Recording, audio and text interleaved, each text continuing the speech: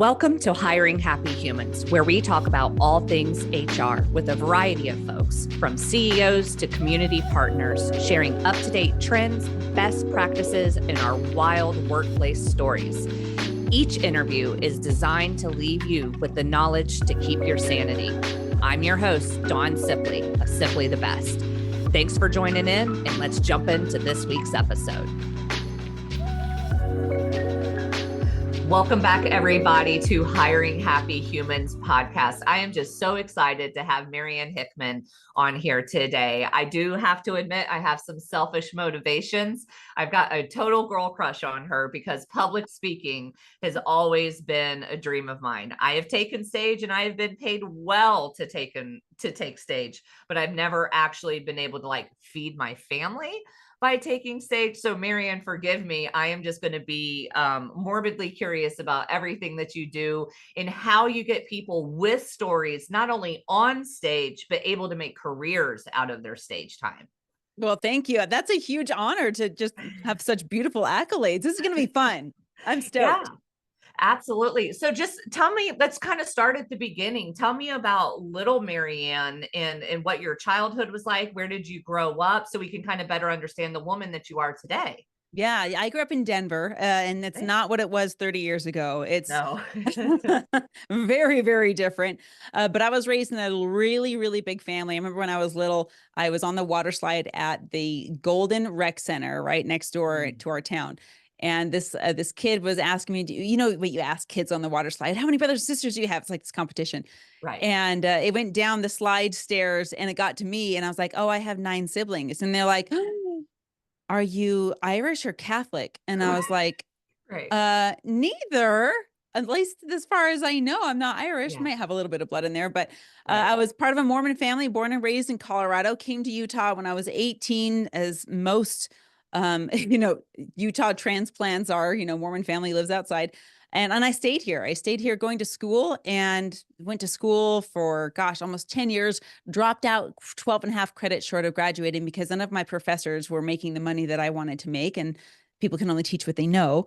So I, started kind of getting this idea that public speaking could be a career. I was on stage from when I was 5 years old, back in my primary class at church. They were really good about, helping kids overcome that fear very, very early.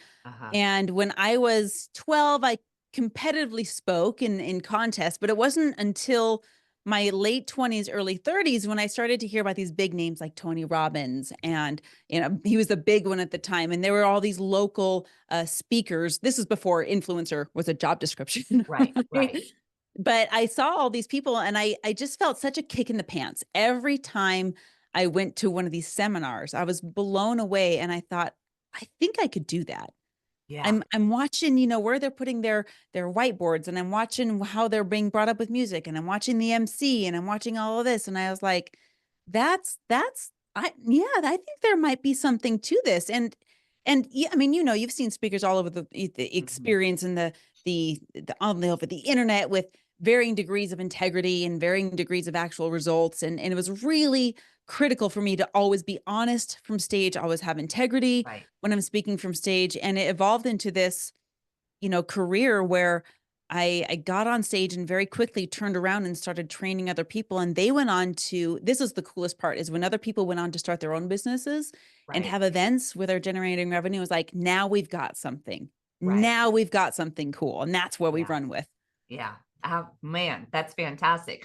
Now, you shared with me that your husband is also in the business and he kind of runs the front end or the back end of it, and you're kind of the face.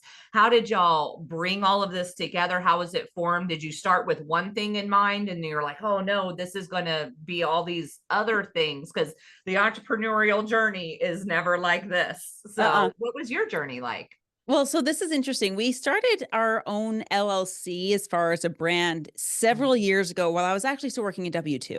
Okay. And one of the toughest parts of that was the duality that I saw in my job, where I was told and encouraged to go and start my own and spread my wings. But at the same time, when I did, that was very discouraged. So there was a huge, disconnect. Yeah. Yeah, and I was told to dissolve my brand, and I was told to stop and quit, and yeah, it felt like this ownership that felt really weird to Mm, me. mm, And so I lied and I told my boss, yeah, I'll shut it down. Never did. But just went dark for a right, while. right. And then when we parted ways, my husband and I were like, well, maybe there's something to this. And then we start messing up like all entrepreneurs do. We just throw spaghetti at the wall and Right. see what sticks. So when we first started, I was like, okay, so I've got a lot of experience in sales. I ran a multi-million-dollar sales floor as an Mhm. executive, blah, blah, blah. So that must be what I'm supposed to teach about. And I got distracted by listening too much to what I thought my results would be, and rather than listening to my Mm. audience. And so I recorded Oh, an entire sales course and put it up on the internet, and like two people bought it. wow. Right? For like a Wow. 90% discount. It was crazy. And once I got my head screwed on straight and I started Right, listening, right. people are like, "Okay, yeah, but how do you actually get on stage? Yeah. How do you present yourself?" And Mm, all of these questions, and I was like, "Well, mhm. duh, maybe I should answer the question that people are already asking instead of trying to force this hole What in the you think market they that doesn't should know. exist." Right. Exactly. Right. Yeah. Fantastic. So with that market research, so I am actually very deep in my marketing right now. This company is 4 years old. I owned two Yes. different staffing companies prior. And I figured out that I what I loved and what I didn't love about the staffing world. And God had given me the vision for this. And kind of like you, first I had a non-compete that I had to skirt.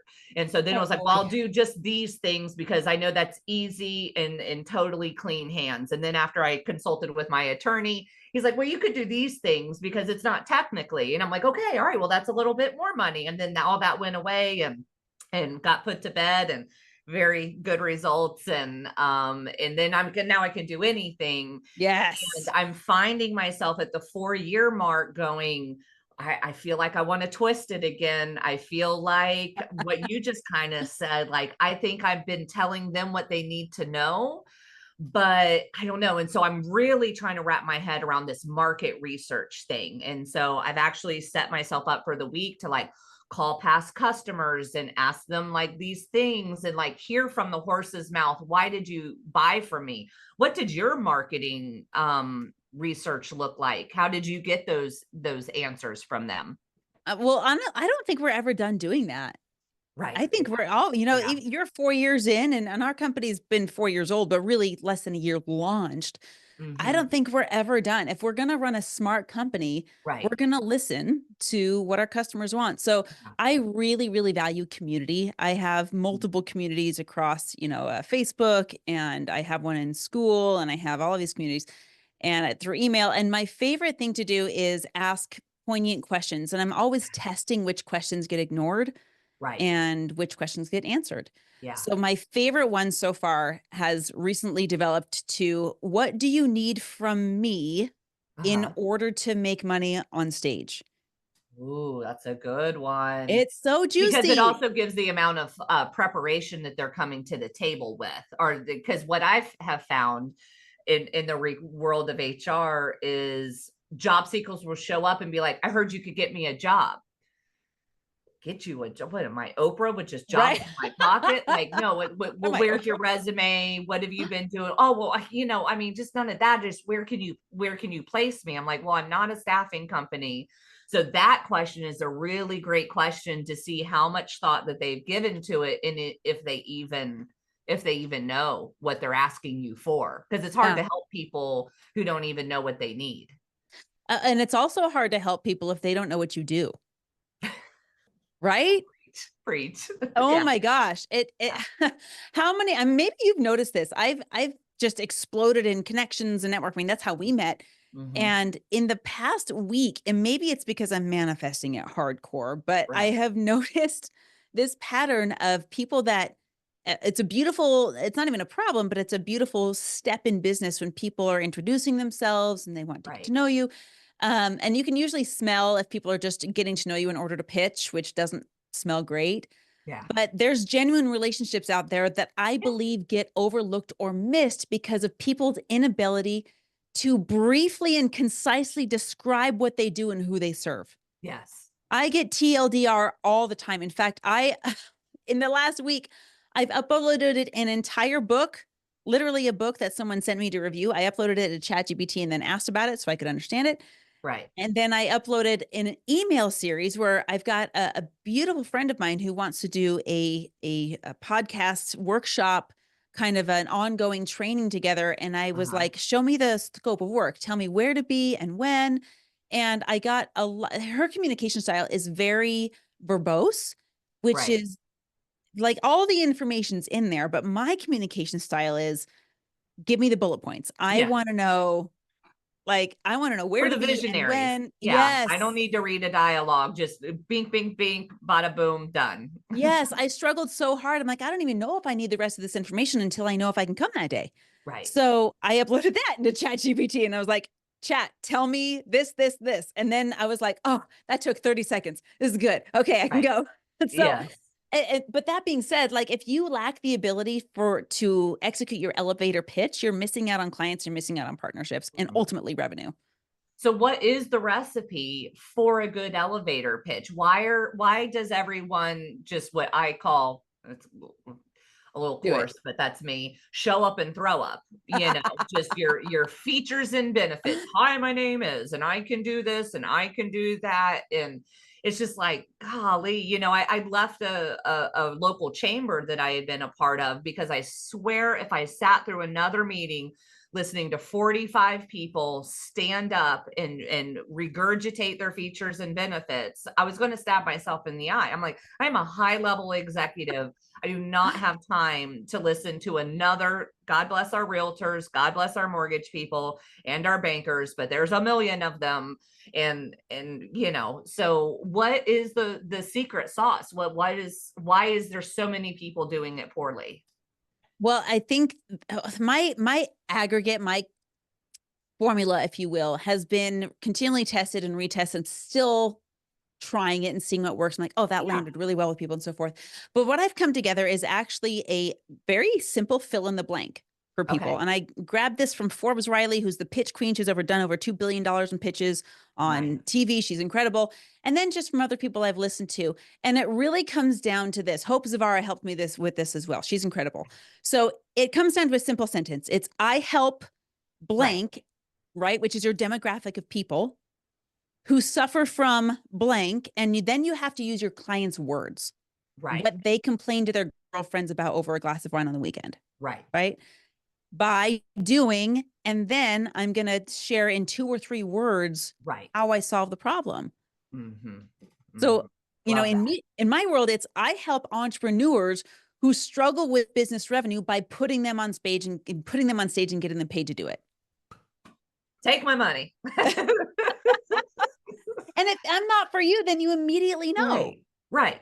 Yeah, there's no confusion about the direction that you want to take with someone.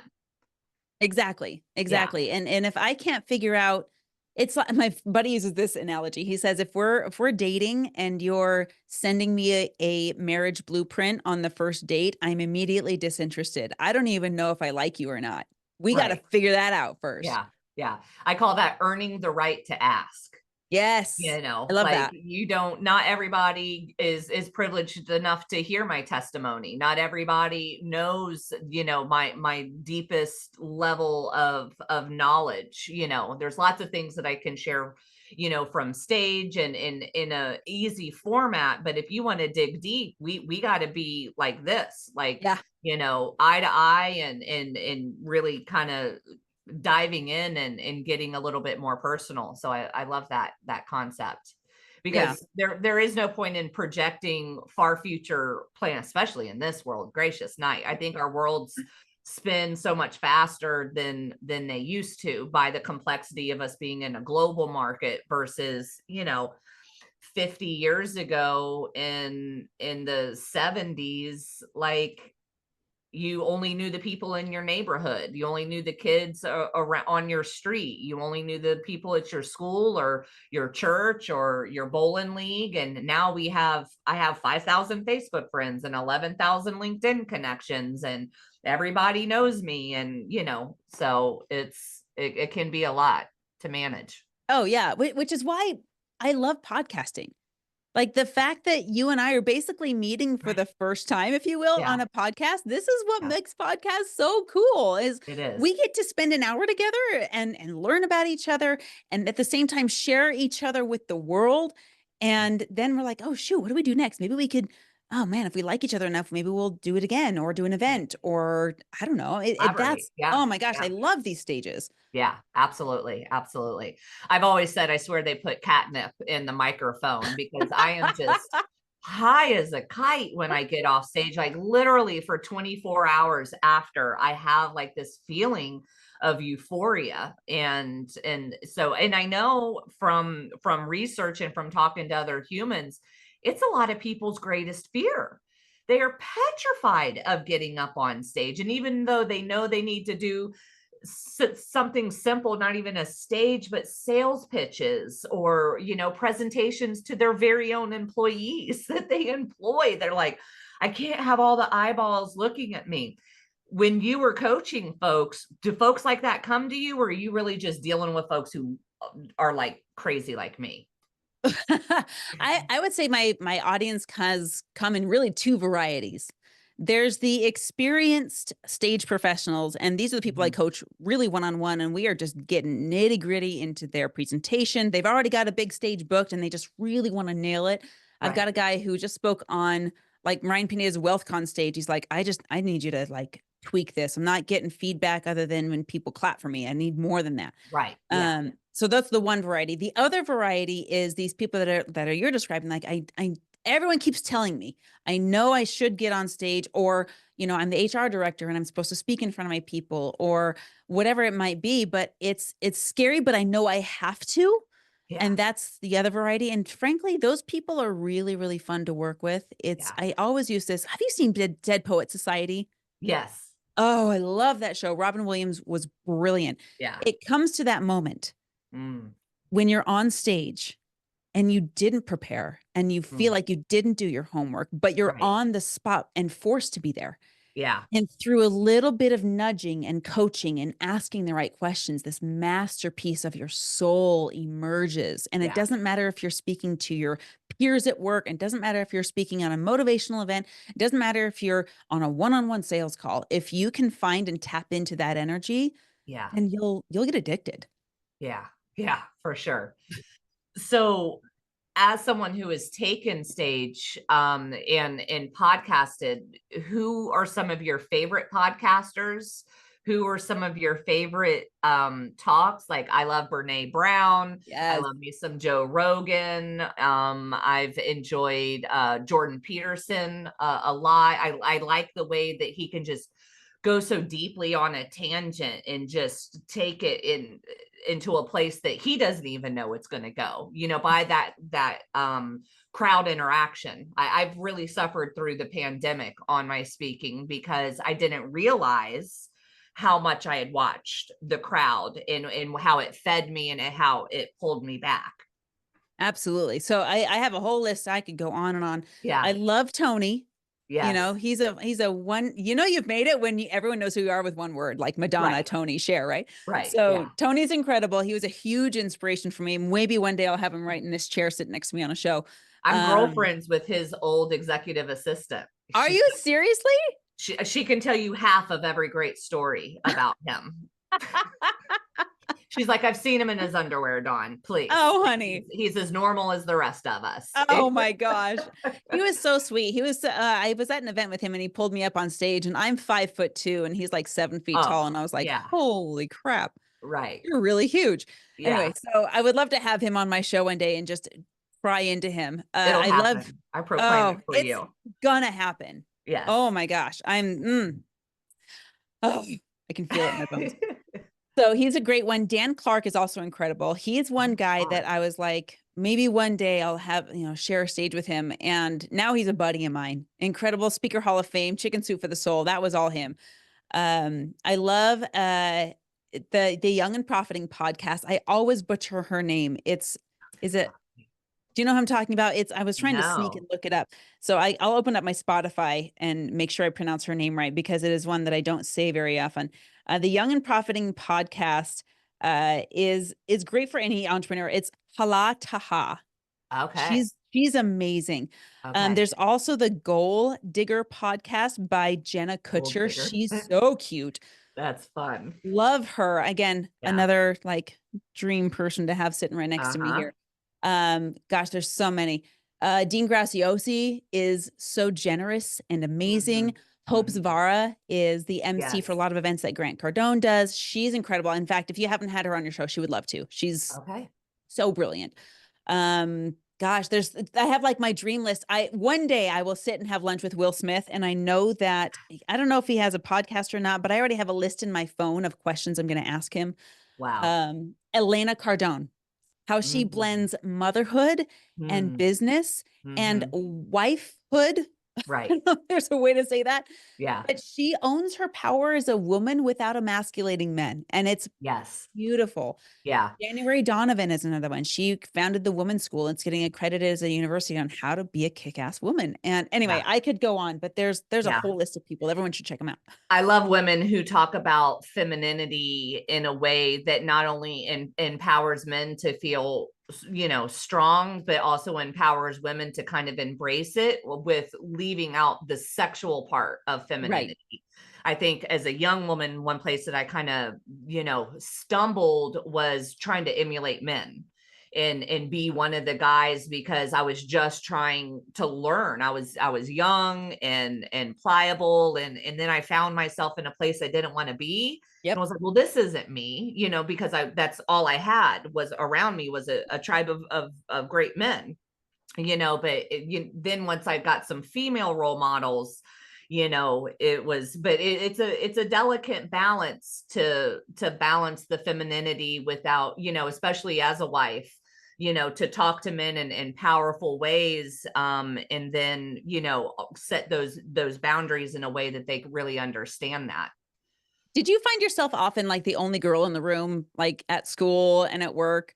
Right. Always, Yeah. just literally always at the I bet you boardroom didn't even think of it. table, and at events, pretty much.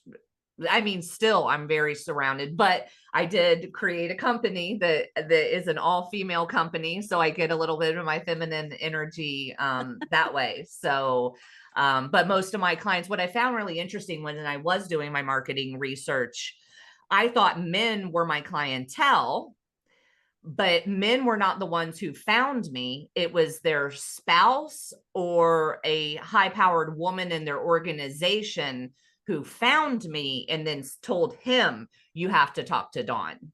Isn't that So I funny? had to kind of shift what I was doing a little bit that way. But I found that interesting. They weren't the ones that found me, but they were always the ones who gave me the money. So so that's interesting. I just did a podcast. I'm gonna have to make sure I say his name Mhm. correctly. It's not Loveless, it's Lovelace. But Mhm. Glenn Lovelace, I had him on my show yesterday, and he experienced the exact same thing. So he has Oh. a men's group of dudes that he mentors, but by nature of the product that he does, Mhm. his clients that actually are serviced through the product are not the ones that find him. It's always the high octane wives that are like, "Oh, I need you to talk to my husband," Right. right? And it's Right. so crazy when your marketing Yeah. is not the person who ends up buying from you. They're like, Yeah. trying to just figure this out as I go with Mhm. what is the difference between marketing to your ideal client Mhm. versus marketing to your ideal audience so that your ideal buyer can Yeah, buy from you. It's wild. it is. It is. Very interesting. So, for someone who aspires to generate more revenue by being on stage, because for me, a big part of my why, shout out Simon Sinek, is impact. Yeah. And you can't always get paid for impact, and selfishly it's a lot easier to give impact away than it is to try to do a financial exchange, and when you're not money motivated, you find yourself doing way too many free talks. Yeah. But then after being hired by big brands like Marriott and being paid, I was like, that's it, I'm going to be a millionaire. I've been paid $5,000 for 45 minutes of my time. Girl. Yeah. I was like, that's it. I thought I had arrived. And then I didn't do it for a long time after that. It was kind of happenstance, and my reputation and preceded me in that direction. So how does someone, what's your tips on making it a reality? So this is a really, really fun conversation, because when people hear get paid to speak on stage, that's exactly what they think, is trading that hour for dollars. Right. And it's only so sustainable. Right. It's not recurring revenue. It's not passive revenue by any stretch of the imagination. We like that. I mean, it's really fun to get a $5,000 or a $25,000 check stroked you for an hour, and you're like, damn, that's okay. That's Yeah. cool. Yeah. But you're missing out on 60% of your revenue. And you will always be outbid, in other words, by the speaker who knows how to leverage the stage time to get paid more but not by the person who's hiring you. So for example, Marriott comes to you and they're like, you're brilliant in HR, you know how to create relationships and authenticity, and we love you. And they approach a similar but different person and they say, we love you too, and we love all you're doing. We're trying to decide which one of you we want to have on our stage. And imagine, for the sake of the example, that your stage fees are exactly the same. You know, you both charge $5,000 for 45 minutes, but you come in and you're like, yeah, that's my speaker fee. But hang on, what if I were to just waive the speaker fee in exchange for being able to throw up a QR code and give a free resource to your audience? Now, if you're Marriott, which one are you going to choose? Yeah, of course. Yeah, bottom line says I'm going to pick the girl that I already love that says she'll waive the speaker fee. And all I have to do is allow her to put up a QR code. Right. For a resource for my people that's going to bless them. Right. Duh. So this is how a lot, there's really three ways to make money from stage. The first is the speaker fees, like we talked about. The second is through using the stage to grow your audience and find your ideal customer. So every stage that I appear on, I have something, a resource for the people that are listening. And I have a lady who's speaking at Turning Point this December, and we are just formulating her. She's going to be in front of 5,000 people. And so her giveaway is going to be something along the lines of something specific to the audience, like 10 questions every parent should ask the principal of their school, or something like that. So let's just say that Marriott has you come in and your audience is, what's your audience typically? Is it all other HR reps, or is it people that use HR? It's typically business owners of some variety. Okay. And they know they need an HR department. Right. Right. Or Okay. HR skills or HR knowledge. Like, some of them have it in-house, some of them have it fractional, like hiring our company, but they don't even really have a concept of what HR like even does, or when to hire them in. And then if they do, there's so many different flavors. There's benefits, there's comp, there's, payroll, there's the human kind of psychology side of just caring for the flock. I mean, that's a whole job right there, Oh yeah. And a lot of companies really appreciate that model because they don't want to be personally intertwined with their crew, but they still want their crew to feel loved by management. Okay, so this is perfect. So if you created like a one sheet or like a 12-page guide, and you're like, hey, this is my free giveaway, and this is the guide on how HR can save your company millions while building a community people want to be a part of. Right. And if you gave that away and Marriott's like, yeah, sure, absolutely, that only makes it more valuable for our people. Right. You throw up that QR code and you do a really strong call to action that feels so natural. It doesn't feel salesy, because it's not. You have the entire room enroll or opt into your thing, and you're collecting name, email, and phone for this.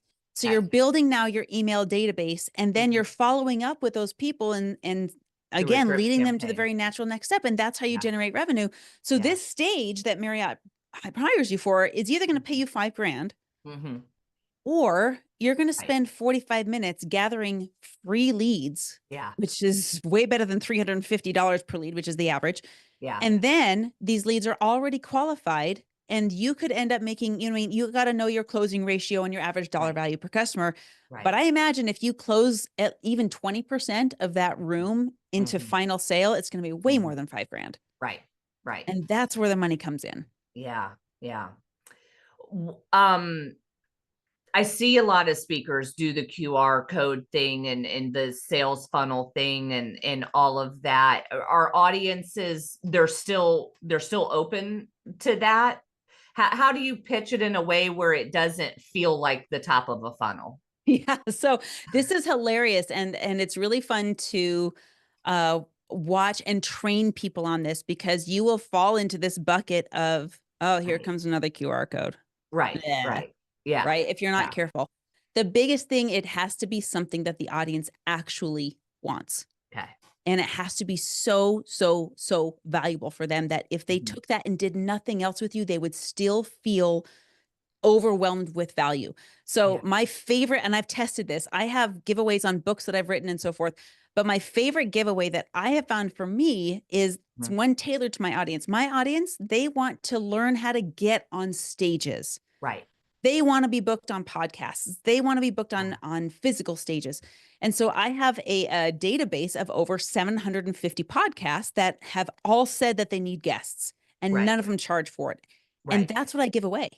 Oh, there you go. There Right. So you go. it's I love very that. natural for my people. And when I teach my students, I say you have to give them something that's actually useful and not an incomplete Right. piece of hogwash or whatever. Right. And you're going to have people that stay And there that's something you and, can generate off chat GPT. I mean, oh, I don't need any more tips and tricks. I need tactical tools and technology. that leaves me I better. I'm an avid reader. I'm a life learner. And, I think my biggest struggle when I pay for a ticket to go into the room, I'm often frustrated when I leave without anything done, Yes. accomplished, a list of things to do, and it's just all of this conceptual stuff. And it's like, man, that just sounds like the three great books that I recently read, like, Traction and, how to do this, and all they did was read three books and then summarize them and give me a 45-minute speech. I already read those books. That's not what I need. So I love like an Exactly. actual tool, an actual list. And That's that's what I train my fantastic. speakers. It's there's the big difference between information and transformation. I didn't mean to cut you Yeah. off. I'm so sorry. No, you're fine. But you're spot on. Right. Absolutely. We are smart. People are smart. And we Mhm. are Mhm. so overwhelmed with information and podcasts and books to read and summaries and blah, blah, blah. Right. If information worked, then all of us would be multi-billionaires. Right. Yeah.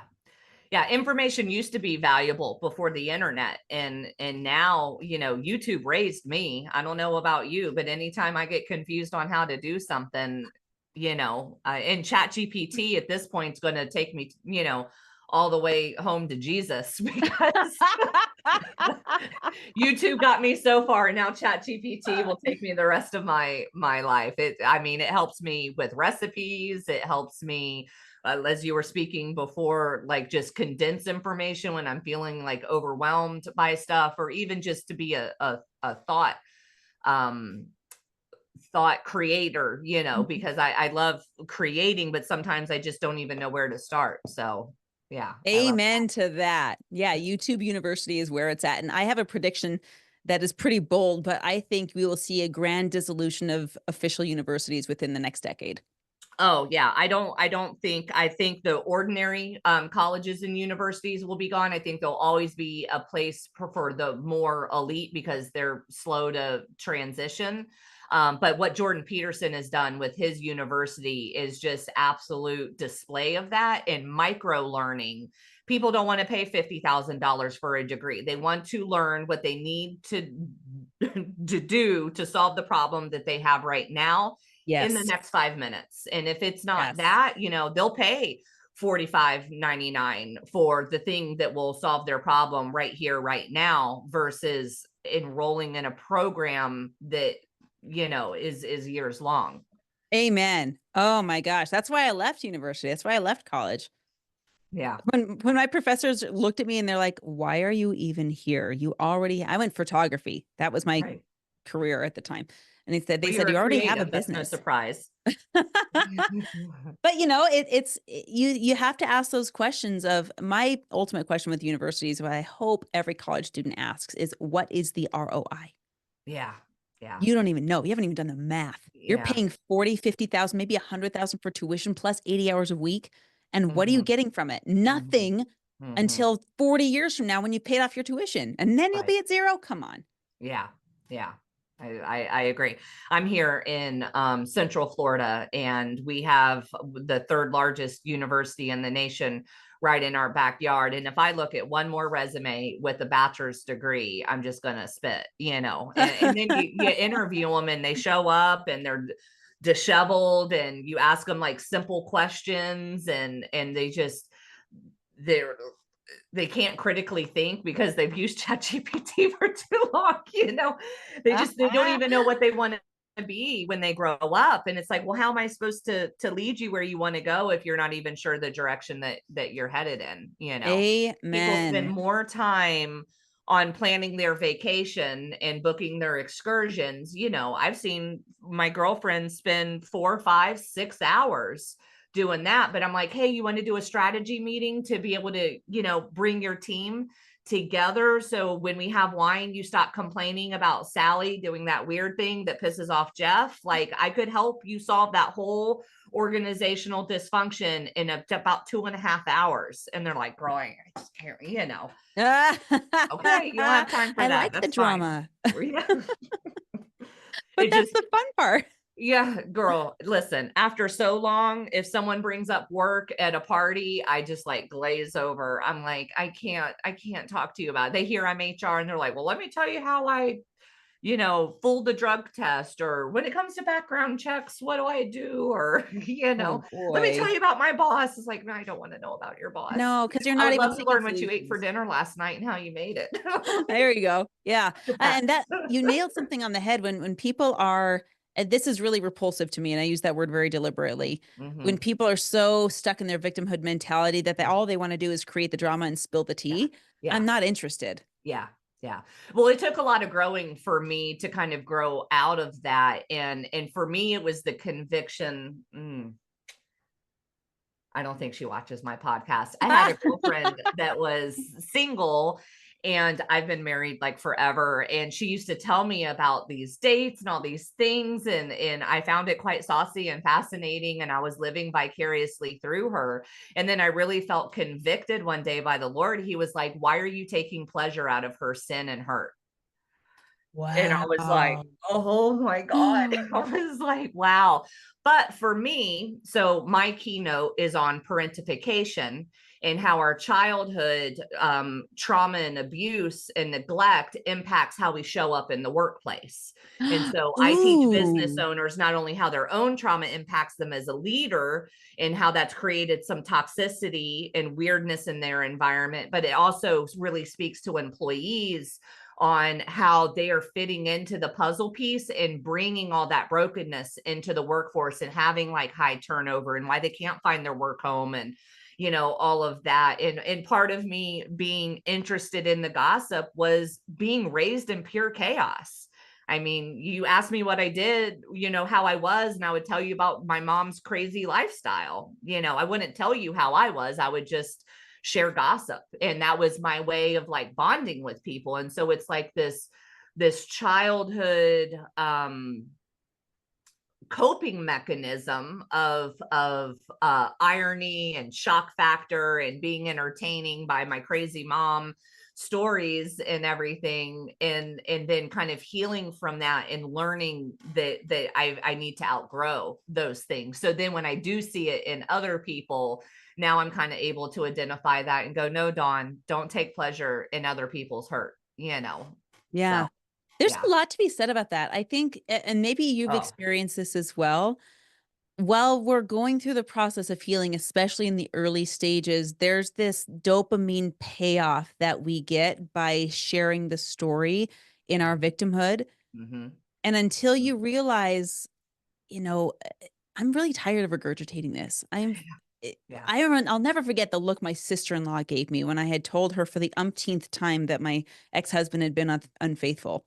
Mm, And I was just like, it happened again. And then she just looked at me, and in her silence, her face said everything. wow. And what Yeah. I heard was, when is the last time you're going to share this story? Mm-hmm. And not only in escaping victimhood, but Right. also allowing it to be part of my life. Right.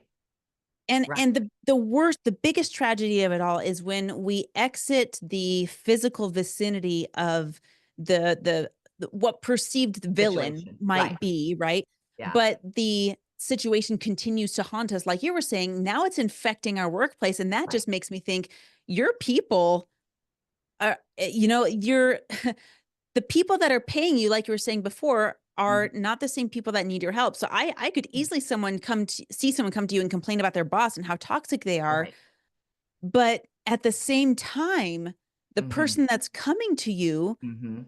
is there's a level of responsibility there, There and is not to make the other 100%. person wrong. Right. Right. It's to Yeah. say, what am I People doing treat with you this the information? way you allow them to treat you Yeah. is a famous I think it was Oprah quote. But when it comes to, I love that you talk about the regurgitating the story and saying that like it happened again. One of the things that I try to instill in people is if you tell a story a third time to a different person or to the same person, you need to stop and ask yourself, what am I not getting, understanding about my story, or what am I not receiving from the people that I'm telling the story to that I need to receive to be able to put this story to rest Hmm. and it not take up space, free rent in my mind Yeah. anymore. Because a lot of people they'll go person after person just telling the same woundedness over and over again. And I mean, honestly, I think half of all corporate problems could be solved with effective communication and Oh, if not gossip more. being stomped out, Yeah. like that is like, well, when he said that, what did you say? Well, I didn't say nothing. I just, What do you you expect? have to do the boundary. And I think people have a real misunderstanding of what boundaries are. They're not threats, and it's not forcing another person to act another way. It's just acknowledging, hey, when you do that, just so you know, in the future, I'm going to do this. Yeah. It's up to you whether you continue to do that, but I just want to give you a heads up out of respect. When you do that next time, I'm going to behave in this way. So consider this your warning. Well, yeah, and I think of boundaries even as I've taken it to kind of experimented on a different level. I've changed Mhm. this phraseology in my mind as often as I can to standard rather than boundary. Yeah. You Yeah. know, and if I take I love how you've brought God into all of this. So if I take the biblical definition of standard, it literally means a flag on a flagpole, Right. right? And especially in today's day and age, and I don't want to go crazy political, but you can Mhm. tell which way a person's going to vote by which flag is outside their house.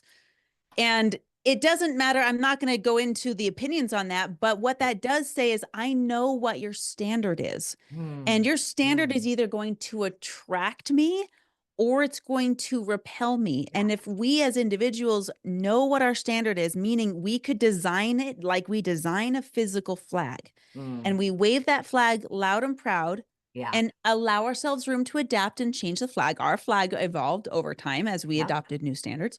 Then Mhm. we can say, I very naturally attract the people that vibe with me. Right. And I very naturally am repulsive to the Mhm. people that can't Mhm. abide by my standard. And sometimes it does look like a hard boundary where I say, no, this is no more acceptable. Peace Mhm. be with you. Goodbye. Right. And sometimes you will never know how many people don't behave as part of your world because you are so clear on who you are. Yeah. Yeah. Absolutely. I love that. I love that. And I think people need to let go of the offense of not everyone being in their tribe. Like I if know, someone right? says thanks, but no thanks, that's fine, You can just keep scrolling. It's Right. okay. Just keep scrolling. I know. I know. My opinion has never been changed by someone else's Facebook post. I know, So, right? no, at least not on anything out of in my value system. Right. Yeah, So that's not how that works. right, right. Fantastic. Well, do you have any big events or anything like that coming up in your company? I mean, you are just on fire right now. So what's happening in your world? That's so true. I'm like a chicken with her head cut off on fire. Like everything's on fire, but it's fine. Right, right. Right? In the Everything's best fine. way and the craziest way.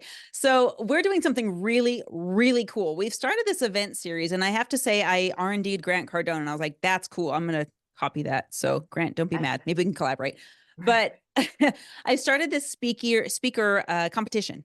And I usually Oh, don't believe in competition. I love collaboration more, but the competition element makes you become a better person. right. Yeah. So I started this competition where digitally we've run it twice, where you come and you got 2 minutes.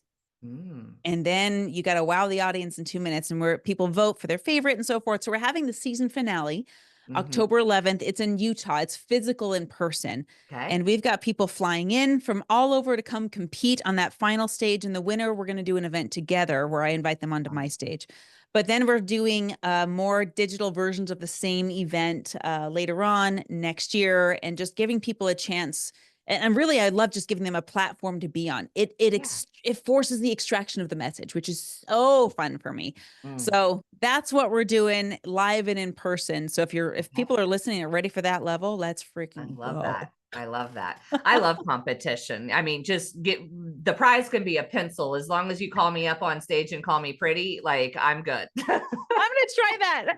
Here's your pencil. Good Right. job. Yeah, exactly. Exactly. Awesome. Well, I always love to ask my guests at the end of every podcast, what is one thing that you would tell the 18-year-old Marianne that would save her some money, some grief, some time? What advice would you give her? Oh, I saw this in your email and I've been chewing on it. Yeah. So when I was 18, Mm. specifically for me, I was engaged and I didn't go to my senior prom because I was getting married. Oh, And nothing would sway me. My right. siblings, my family, they tried to warn me I was being stupid. I wouldn't listen. So I would have to go back and say something to my 18-year-old self that she would actually hear. Mm.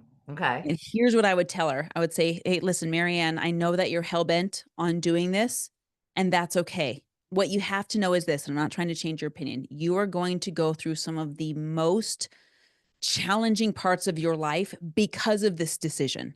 Mm. You would not be experiencing the challenge if you made a different decisions. However, if you leverage it Right. and you treat it like a pop quiz at school Right. and you learn everything you possibly can, you will have the most beautiful marriage later on in life. Mm. You're Mm. going to learn everything that you need to know about trusting yourself. Right.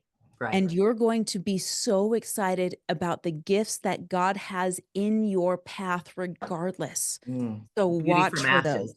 Yeah. Exactly.